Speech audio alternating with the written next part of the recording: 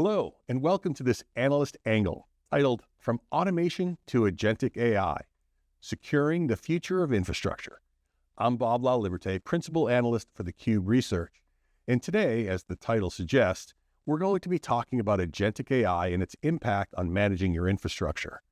So as enterprises experiment with micro apps and vibe coding, one of the questions that arises is, how do you orchestrate and secure it all? Well, joining me today is Chris Wade, co-founder and chief technology officer at Itential, to discuss how their platform is helping enterprises navigate this shift.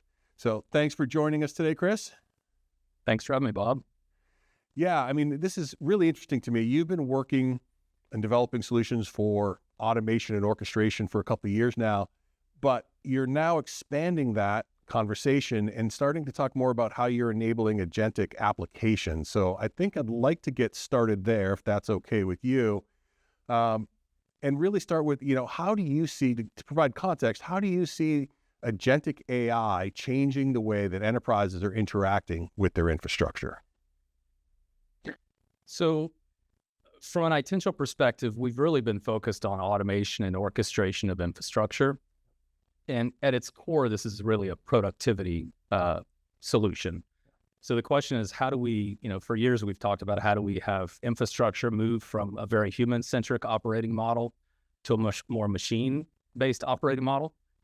And when we start talking about AI and agentic AI, it plays directly into kind of accelerating our ability to adopt these new technologies. So if we think about infrastructure as code and some of the strategies we've had over the past couple of years, to accelerate the velocity of managing our infrastructure, AI and agentic AI specifically is going to allow us to move from more of a fixed workflow model to a very reasoned workflow model. And as business logic becomes, I don't want to say free, but as business logic is generated from these models, I think we can rethink how we completely manage our infrastructure. Yeah, and I mean, this is really has the potential to be a significant game changer, right? And it's not about reducing the number of employees. It's about being able to automate those workflows to free them up to work on more strategic things. I mean, some of the research that we've done in the past, for example, shows that organizations leveraging these types of AI and automation will come out and say, initially, it helps with productivity. It helps them get things done faster. What we find when we talk to those organizations that have had it in place longer, what they shift to is that they realize that all that time that they're now freed up enables them to work on the strategic initiatives that are helping drive business and revenue growth. So it's kind of a cool shift to see that maturity model as people get more comfortable with the technology and they're able to leverage it. It's actually enabling them to help drive the business further. Absolutely. Yeah, absolutely right. So that's a good thing. And as you mentioned, your platform is known for automation and orchestration. And so talk to us about how that's the foundation to, support secure access for agentic applications now. So we launched our MCP server in June. And what it really allows us to do is use our existing capabilities where we connect to infrastructure programmatically. And we've worked for years on providing self-serve infrastructure. Most enterprises say that 25% of their infrastructure requests can be done without human intervention. And you start to think about adding your MCP server on top, and that allows us to expose these capabilities that we've been building for years into LLMs. So if you think about the simple example metaphor is if you've ever gotten a token for Google Maps to build an application on top, with that token, you have certain credits and you have certain capabilities you can do. But most enterprises are looking for securing their infrastructure and providing guardrails to enable these LLMs. So you have on one side, you have the great innovation that's going to come by using agentic capabilities. And on the flip side, I want to control and put guardrails in place to understand how these agents are going to interact with my infrastructure. So we really see the platform as a way of connecting to your existing infrastructure, exposing it in such a way that you understand and allow different LLMs to have different levels of access and different agents, because we think this is going to explode into a number of agents very, very quickly. And make sure that you can control through RBAC and other methods to make sure how those agents can interact with your infrastructure. Most use cases we see today are very focused on, reading infrastructure. A lot of the AI ops use cases we've spoken about in the past are very assurance focused. But as we move into more provisioning and config management and making changes to our infrastructure, our focus is going to turn very quickly into securing and controlling what's exposed to these agents.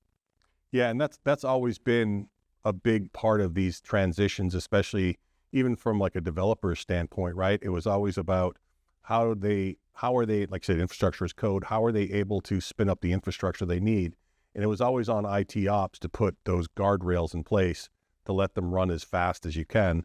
And now we're doing the same thing for the infrastructure team, right? Enabling them to put these agents in place to be able to automate these workflows, but ensuring that those same guardrails are in place for them as well to ensure, obviously that there is continuous operation and high performance operation as well. Yeah, and we love infrastructure as code. And as a software company, we use pipelines every day to build our software, but they're inherently very rigid, dare say fragile, in the sense that they are very regimented in the logic that they pursue. If you start thinking about some use cases in the network, instead of having that very static workflow logic, if I can have capabilities exposed from the infrastructure and then allow these agents to reason through it as best they see fit, we feel like that balance is going to really allow us to accelerate both the adoption, but also doing it in such a way that provides our IT fellows great comfort and understanding that they can control what these agents can do within their infrastructure. Yep. And it's interesting that you bring that up, and you were talking also about, how much easier it is, I think, today with these agents now to be able to program that infrastructure and create the reasoning aspect and that reasoning layer in there. We've been hearing about the rise of micro apps and vibe coding now, and that's very different. I remember several years ago, it was all about, the operations team need to become full-on developers in order to create and make this infrastructure as a code happen.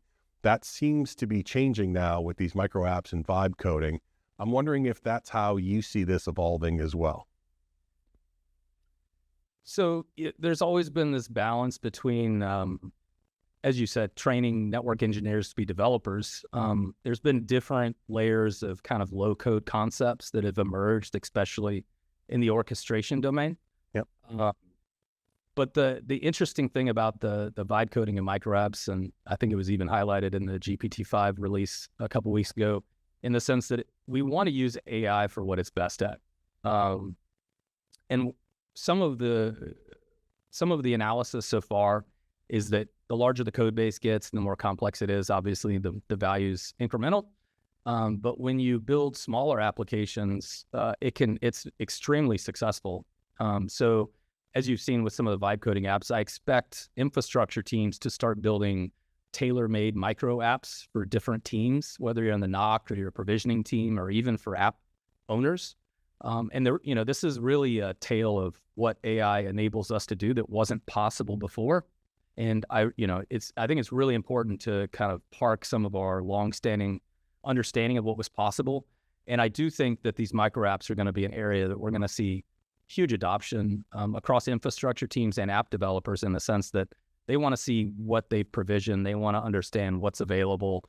We've seen some of these concepts in platform engineering and IDPs, but I think this is an area where AI is really going to play a big role, in the sense that people are going to be able to use AI to build these micro apps pretty aggressively at a very reasonable cost, and cost being, hours and days, not weeks and months.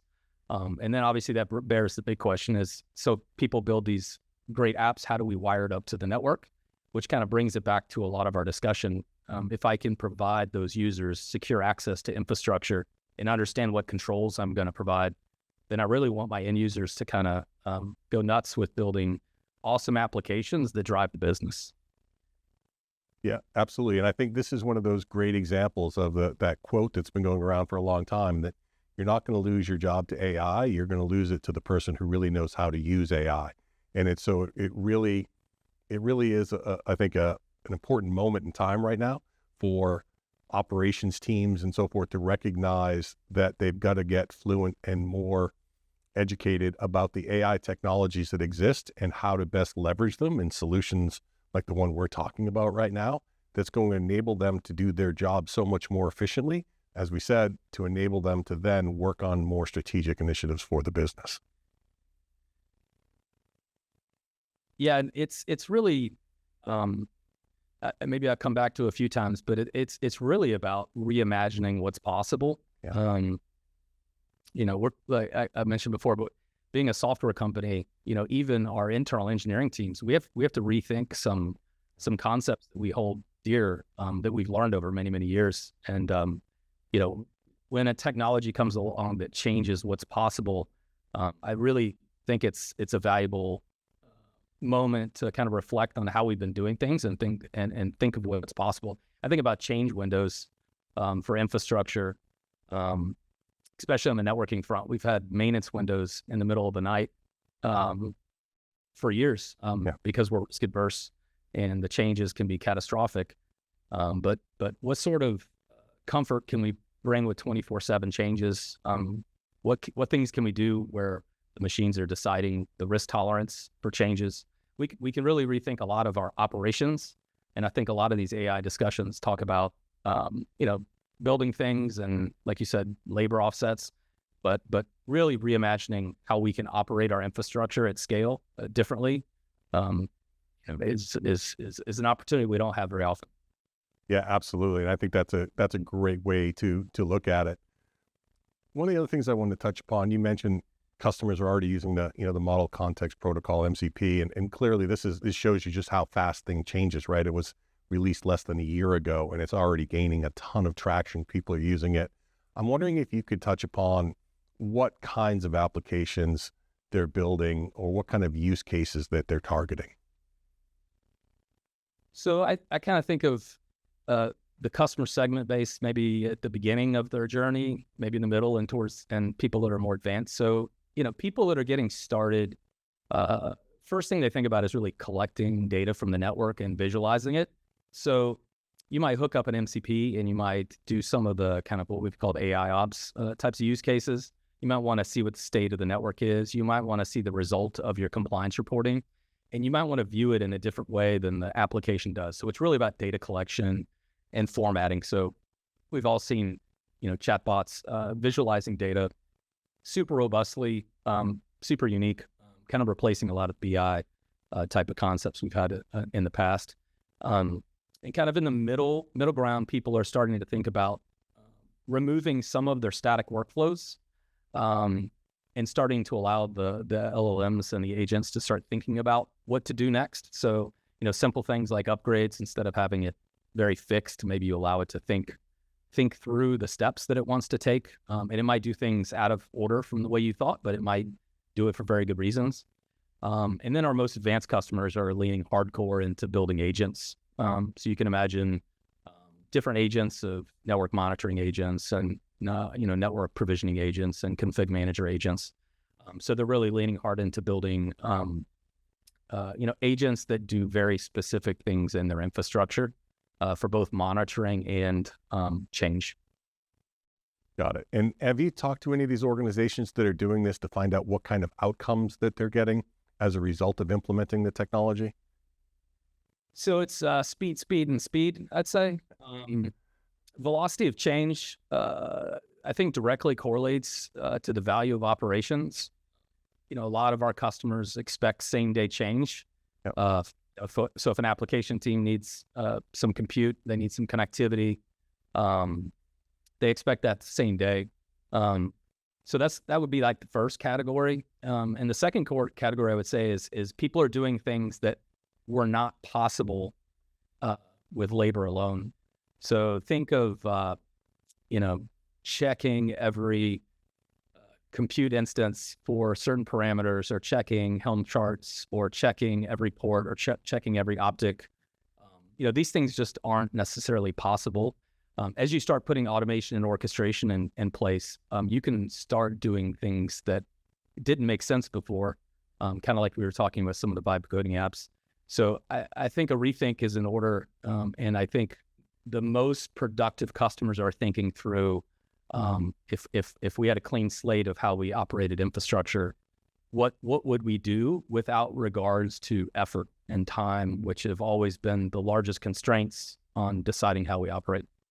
Got it. That makes sense. We've obviously, I talked about that quote about using AI versus, being taken over by it and so forth. But one of the things I've always talked about with AI is around that time to comfort, making sure you're validating that things are happening. Organizations have used the closed loop systems, and now the more popular term is the human in the loop.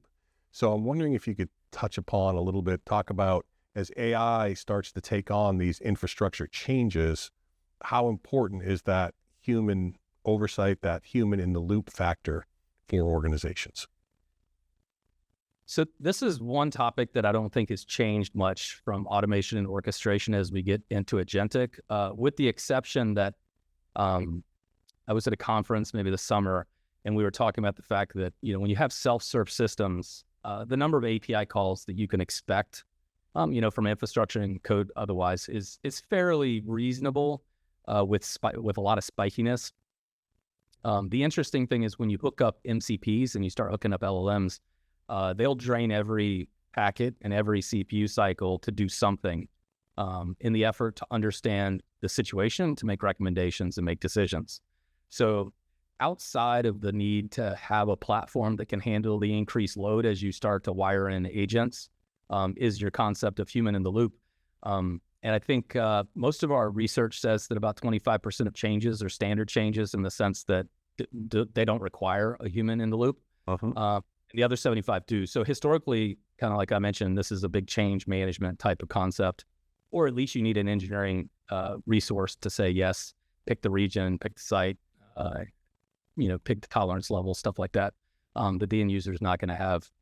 So I think having humans in the loop is going to be an interesting dynamic as MCP continues, but I think this is an area where we can use our existing technologies to offset these agents and provide context for the responsible party to support the agents in their decision making.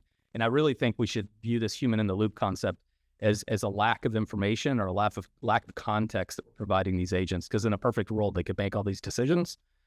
So we're going to be in a long path to provide all of this information programmatically, so LLMs can make full decisions. And as we kind of embark on that journey, we're going to take kind of low risk items and let it rip. And then for things that require context or engineering, I think we're going to put the human in the loop and hopefully do that in the most meaningful way possible, and then train off of it in the future so that's less and less as we get more comfortable in an agentic world.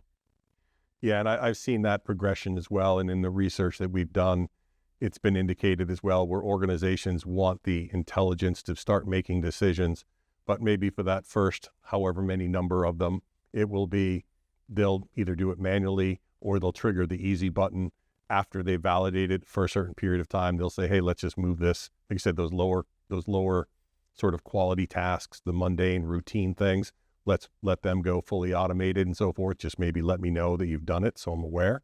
But other than that, like I said, it's just from that human element of it, there's probably going to be that transition period as people become comfortable and they validate that it's doing as it should. And then once they do, that's going to enable them to open up to more use cases, more complex tasks as the technology, shows and demonstrates that it's able to handle those. Yeah. So I know we're running out of time. So last question, let's say if we fast forwarded 3 to 5 years, what role do you want your platform to play in the agentic world? So a couple things. So number one is we AI is developed most likely in a very centralized way. So if we think of the folks building foundational models, If we think a lot about the tooling around it, or enterprises that are going to build their own, typically it's going to be a fairly centralized way of operating. So to make it impact our infrastructure in the most broad way, we need to be able to connect that reasoned logic with our infrastructure. And most of our infrastructure is highly distributed. So thinking about the Itential architecture, the distributed nature in which we can deploy around your infrastructure, the platform guardrails, providing each of the agents and each of the end users controlled access in a secure way. So really, the Itential platform providing that execution layer to connect your centralized AI logic with your infrastructure. And we think there's going to be tremendous innovation in those ways.